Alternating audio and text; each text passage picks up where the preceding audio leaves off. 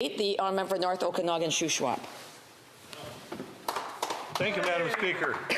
I will be splitting my time with the member for Montmagny, Ledeillet, Kamarowska, Riviere-du-Loup. Easier to say than his name.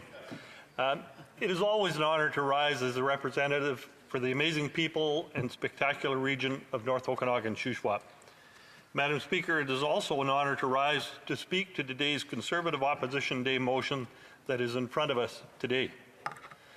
And that is that given the government has announced a temporary 3-year pause to the federal carbon tax on home heating oil, the House call on the government to extend that pause to all forms of home heating. Winter has started in our nation, and Canadians are having to pay more than ever to heat their homes. Heating our homes is not a luxury.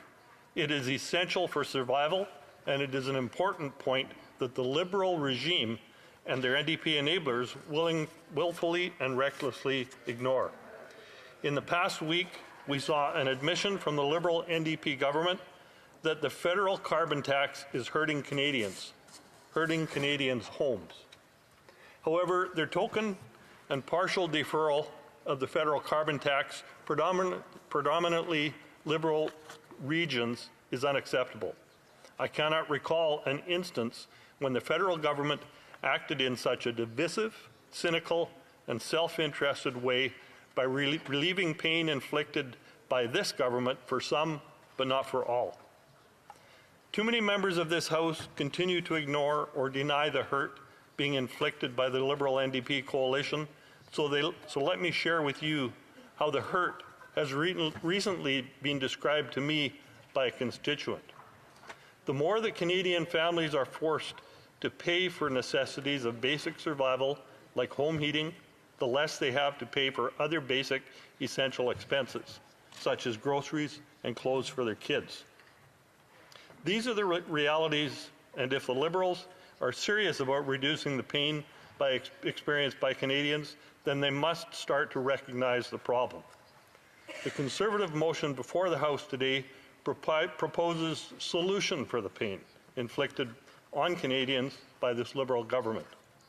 The motion's proposal is inclusive of all Canadians, not exclusive to the chosen few of 3%.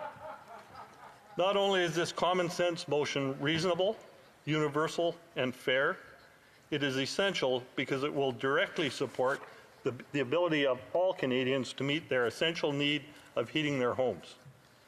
Canadians struggling to keep the heat on are watching and will be watching when members vote on this motion next week. I will read it again so it is very clear what we are debating here today and will vote on next week. Given that the government has announced a temporary 3-year pause to the federal carbon tax on home heating oil, the House call on the government to extend that pause to all forms of home heating. Madam Speaker, as the NDP Liberal coalition and Bloc collaborators continue to deny the carbon tax pain, the Governor of the Bank of Canada has clearly stated that the carbon tax is adding to the devastating inflation affecting the lives of Canadians, especially low-income Canadians who are being hit the hardest. The member for Northumberland Peterborough South recently asked Mr. Macklin what the effect on inflation would be if the federal carbon tax was removed. And Macklin confirmed that removing the carbon tax would in fact achieve a much-needed reduction in inflation. Mr. Macklin went on to state, and I quote, "It is the most vulnerable members of our society that are suffering from high inflation. They are feeling the brunt of affordability more than everybody else. They can't just move down the market. They are already at the bottom of the market. Much of their spending is already on necessities. You can't cut back on that. That is why it is so important that we get inflation down. Inflation is a tax that disproportionately affects the most vulnerable members of our society." End quote. Madam Speaker, we know that the carbon tax is adding to inflation, which is adding to the cost of living, which is adding to the number of young families, single parents, seniors, and many others having to make the choice between heating and eating. I hear from Canadians in the North Okanagan Shuswap about how food banks are struggling to keep up with demand and how businesses are trying to balance their books to avoid going under. Small business owners forced to dip into their savings in an effort to avoid laying off workers. I would like to share a couple of recent emails from good people at home who are struggling under the inflationary load forced on them by this NDP Liberal government. This is one just came in today from an entrepreneurial couple in Salmon Arm. Partial quote. Mel, let's talk about sticker shock. We purchased fuel for the generation of power and electricity today. Kind of hard to run solar or electricity on a gravel screening plant. Carbon tax of $294.59 and $149.04 for GST. Pretty darn sure that is part of the problem why many of our fellow small business people are facing bankruptcy. Sincerely, taxed to death constituents, Peter and Ann, quote, end quote. That's over $400 just on one tank of fuel so they can run their plant.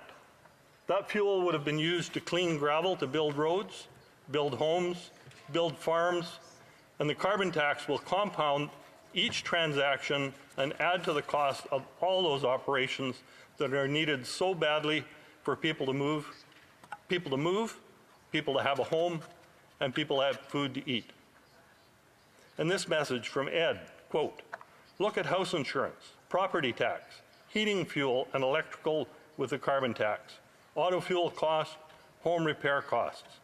Look at a furnace replacement. In 2018, that cost was $5,000. Now the same furnace in my kid's home was quoted by the same contractor at $10,000.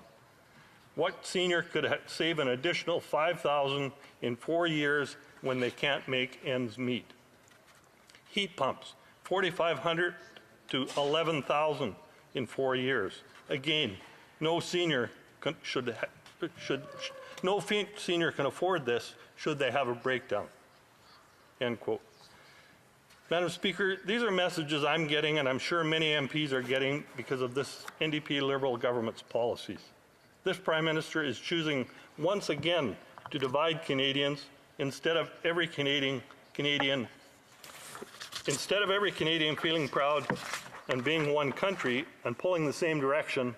We have a Prime Minister who is pitting one group of Canadians against all others. His plan to temporarily pause the carbon tax on home heating will only apply to 3% of Canadians, while 97% are left out in the cold to figure out whether they can afford heating or eating. Even the NDP Premier from British Columbia has said while people in Atlantic Canada are struggling to make ends meet, so are residents in BC. And I quote, at a minimum, fairness demands equal treatment of British Columbians. People struggling with affordability around home heating face the same struggles in BC. It's not a distinct or different struggle, end quote.